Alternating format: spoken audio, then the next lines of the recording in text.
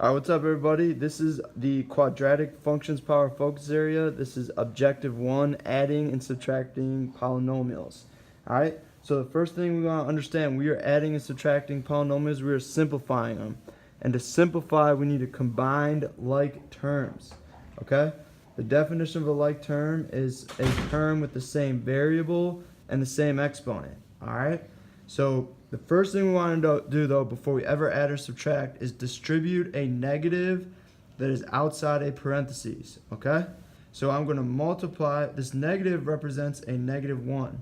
So I'm going to multiply each term inside the parentheses by -1.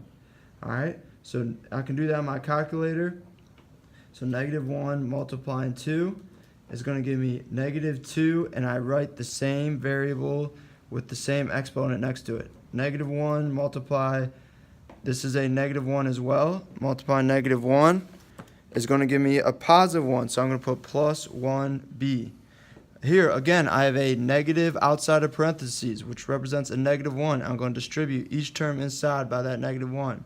I'm going to use a calculator for that, okay, and I'm going to end up getting a -1 multiplied 2, which is going to give me a -2b squared. Then -1 multiplied 5 is going to give me -5b. Okay? Next is where I need to highlight my like terms. Alright? So the definition of a like term is the same variable with the same exponent. So here we go. We have like terms that I'm going to underline in red. It has the same variable of b and the same exponent, which is the power of 2. I have two other sets of like terms, which is 1b and -5b. Okay, they're like terms because they both have the variable b, which is to the exponent of 1, but we don't need to know that for now. So now I'm going to combine my like terms. So what I do in my calculator, I have -2b squared and -2b squared. So in my calculator, I do -b plus -2, and I get -4. So that combines to -4, and I put the same variable with the same exponent next to that number. Then I need to combine 1b and -5. So I do 1 plus a -5. I could also just do 1 subtract 5. And I get -4, so I'm going to do subtract 4b. And boom, now we've simplified it. It's gone from 4 terms to 2 terms. Alright, we're going to try one more example real quick here. Okay?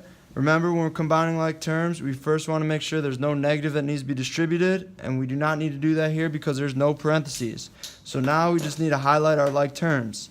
So it's the same variable with the same exponent. So here we have one term with a. I'm going to square. I have 2 terms with b, the b variable, okay? And then I have 2 terms with the c variable, which I'm going to underline in green. All right? 3 terms actually. So now I'm going to come first, I bring down a because there's no other a variable. Then I combine my b terms, which is just b, which there's a 1 in front, so I do 1 plus 4. So I get 5b. So I do plus 5b. Alright, so I've combined those, and I'm just canceling that out. Then I'm going to combine my c terms. So it's -c, which really means -1c. So I have -1 plus -1 plus, this is a -2, and I get -4, so I have subtract 4c. So I've combined all my c terms, and last but not least I have an x term by itself, so I just put plus 3x. And now I've simplified my polynomial. It went from 7 terms to now 4 terms. Alright, on to the next one.